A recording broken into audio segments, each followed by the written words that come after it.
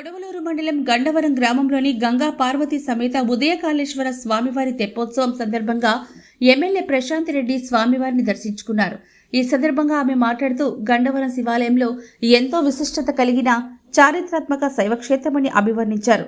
చోళరాజుల కాలం నాటి శతాబ్దాల చరిత్ర కలిగిన ఉదయ కాళేశ్వర స్వామి ఆలయంలో భక్తులకు మరిన్ని సౌకర్యాలు కల్పించేందుకు కృషి చేస్తానన్నారు.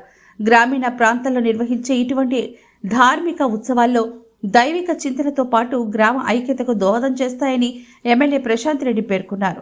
ఈ కార్యక్రమంలో రాష్ట్ర పౌర సరఫరా corporation director Vemireddy Pattabhirami Reddy, Vemireddy Vijayabhaskar Reddy, TDP నాయకులు ఆవుల వాసు తదితరులు పాల్గొన్నారు.